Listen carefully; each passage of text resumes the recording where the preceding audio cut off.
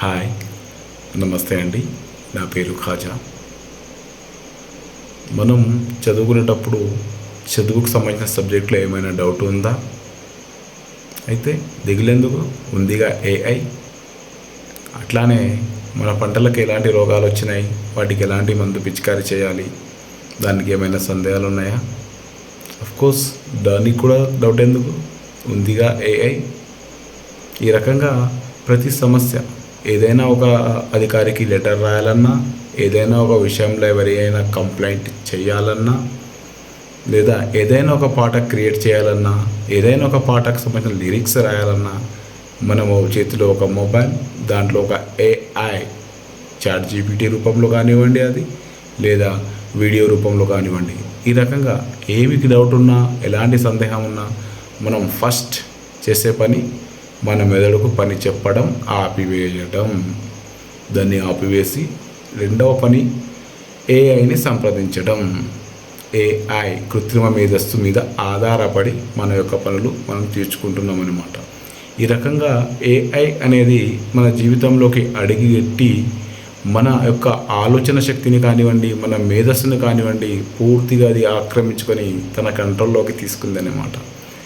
ప్రతిదీ ఈరోజు ఎలాంటి డౌట్ ఉన్నా కాస్త ఆలోచన చేస్తే అది తీరే అవకాశం ఉంటుందేమో సమస్య, కానీ మనం అలాంటి ఆలోచన చేయకుండా ఈజీగా మరియు తొందరగా అవుతుందనే ఉద్దేశంతో మనం ఈ ఏఐని ఆశ్రయిస్తున్నాం అన్నమాట. ఈ రకంగా ఏఐని ఆశ్రయించడం వల్ల మనం ఈరోజు ఇటు ఉపాధి రకంగా చూసుకుంటే చాలా ఉద్యోగాలు కోల్పోయిన పరిస్థితి ఉంది.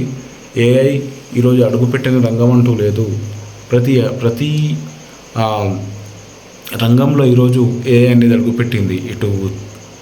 ఇటు కంప్యూటర్ యుగంలో కానివ్వండి, అట్లాగే ఫ్యాక్టరీలలో కానివ్వండి, అట్లాగే ఈరోజు మెకానిజంలో కానివ్వండి, ఇట్లా ప్రతి రంగంలో ఈరోజు అడుగెట్టింది అనమాట.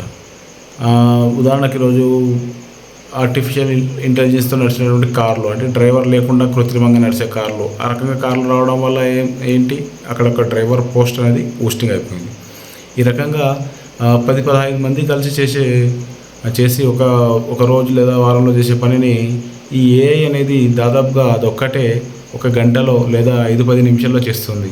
ఈ రకంగా చేయడం వల్ల కంపెనీ వాడికి లాభం కాబట్టి ఉన్న ఉద్యోగుల్ని తొలగించి ఉద్యోగుల్ని చాలా పరిమితంగా పెట్టుకొని ఏఐకి పనిచేపే పరిస్థితి ఉంది. ఈ రకంగా ఏఐ అనేది మనిషి యొక్క మేధస్సును దెబ్బతింటుంది, అట్లాగే మనిషి యొక్క ఉపాధిని కూడా దెబ్బతీస్తుంది అన్నమాట.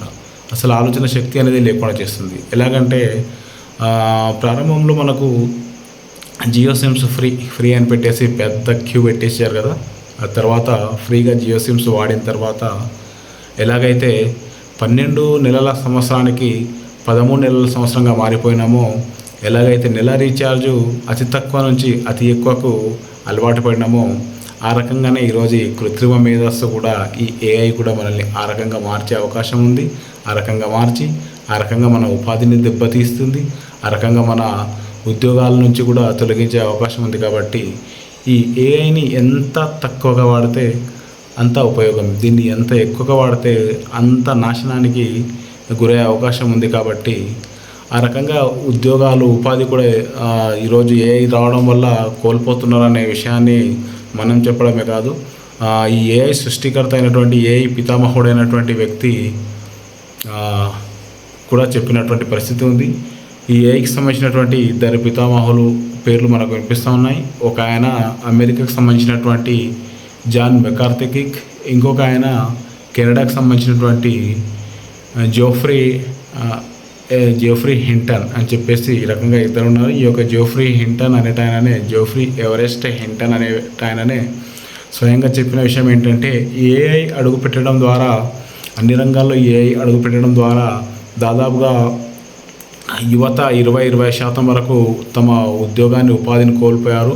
ఫ్యూచర్లో ఇంకా భవిష్యత్తులో రానున్న అన్ని రంగాల్లో ఇది అడుగుపెట్టడం వల్ల దాదాపుగా అన్ని ఉద్యోగాలు కూడా ఖాళీ అయ్యే అవకాశం ఉందని చెప్పేసి ఆయననే బాధపడిన పరిస్థితి ఉంది. కాబట్టి ఈ రకంగా ఏఐ అనేది మన జీవితాలతో, అట్లాగే మన ఉద్యోగాలతో కూడా చెలగాటమాడే ప్రమాదం చాలా ఉంది. కాబట్టి దీన్ని గమనించాల్సిందిగా కోరుతూ నమస్తే, ఉంటాను.